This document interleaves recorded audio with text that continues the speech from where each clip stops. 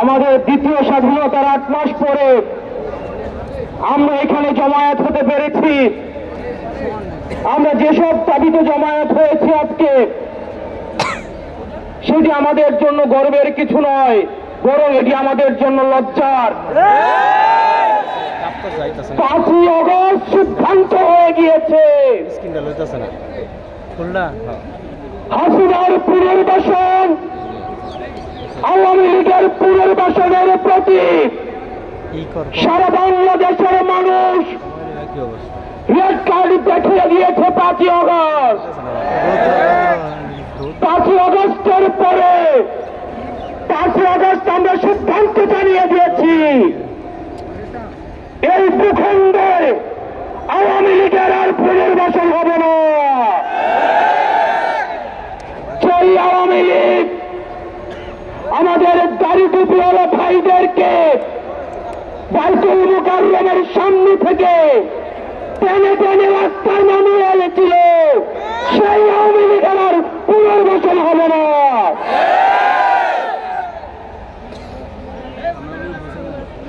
প্রিয় সংগ্রামী সহযোদ্ধা, অত্যন্ত পরিতাপের বিষয়, আজকে 8 মাস পরে এসেও আমাদের দেশের অনেক রাজনৈতিক দল, অনেক রাজনীতিবিদ আমাদেরকে বারবার করে মনে করিয়ে দেয় আওয়ামী লীগ নাকি রাজনৈতিক দল, এবং এই রাজনৈতিক দল নিয়ে সিদ্ধান্ত আসার এখতিয়ার নাকি তাদের নেই।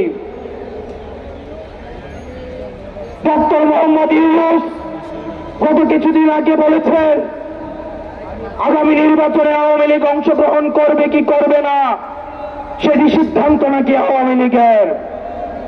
ডক্টর মোহাম্মদ ইউনূস, আপনি ভুলে যাবেন না, আমরা আপনাকে ক্ষমতায় বসিয়েছি। আওয়ামী লীগ নির্বাচন করবে কি করবে না, আওয়ামী লীগ আসবে কি আসবে না, এই সিদ্ধান্ত নিয়েছি আমরা। আওয়ামী লীগ মারা গিয়েছে বাংলাদেশে, আর জানাজা হয়েছে দিল্লিতে।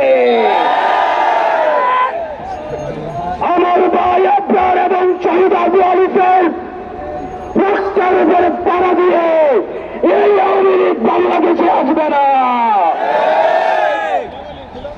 এই সংস্কার আমাদের দেশের সবচেয়ে বড় সংস্কার, আওয়ামী লীগকে নিষিদ্ধ করতে হবে। কিন্তু অথবা নেই, আচ্ছা দেখছি এরকম কিছু নেই, আওয়ামী লীগকে নিষিদ্ধ করতেই হবে। আপনারা ভুলে গেলে চলবে না, আওয়ামী লীগ কোন রাজনৈতিক দল নয়। 71 পরবর্তী সময়ে আপনারা দেখেছেন শেখ মুজিব সর্বপ্রথম বাকশাল কায়েম করে গণতন্ত্রকে গলা টিপে হত্যা করেছে। এই বাকশালী দিয়ে 30,000 জাসদ কর্মীকে হত্যা করে সারা বাংলাদেশে কষাইতন্ত্র কায়েম করেছে। আওয়ামী লীগের লুটপাটের কারণে আপনারা দেখেছেন 74-এর দুর্ভিক্ষে 15 লক্ষ মানুষ মারা গিয়েছে। আমরা বারবার করে বলতে চাই, আওয়ামী লীগ কোন রাজনৈতিক দল নয়, আওয়ামী লীগ হচ্ছে একটি সন্ত্রাসী সংগঠন।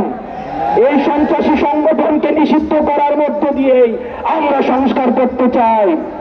একই সাথে সাথে সপ্তাহে যে হত্যাকাণ্ড হয়েছে, আমরা আপনাদের কাছে অনুরোধ জানাবো, এই সপ্তাহ হত্যাকাণ্ড যারা শহীদ হয়েছে, আজকের এই মঞ্চ থেকে এই শহীদের লিস্ট আপনারা জাতির সামনে প্রকাশ করুন।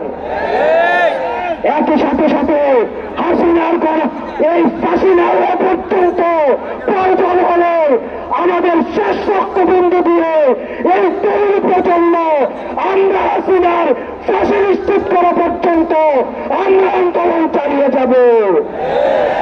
এমন নারী সংস্কার নিয়ে যাই কনসার্ন আপনাদের কাছ থেকে এসেছে, আমরা চাই ডক্টর মোহাম্মদ ইউনূস এই কনসার্নগুলোকে আপনি অতি সত্বর অ্যাড্রেস করবেন এবং অপ্রয়োজনীয় যে সংস্কারগুলি রয়েছে সেদিকে পাশ কাটিয়ে প্রয়োজনীয় যে সংস্কারগুলি রয়েছে, যেটির মধ্যে দিয়ে নারীদের অধিকার নিশ্চিত হয়, যেটির মধ্যে দিয়ে নারীদের সম্মান নিশ্চিত হয় এবং আমাদের দেশের ধর্মীয় এবং কালচারাল সাংস্কৃতিক যে সম্মান অক্ষুণ্ণ থাকে, সেই অধিকারগুলি, সেই সংস্কারগুলিতে আপনাকে জোর দেওয়ার জন্য আহ্বান জানাচ্ছি।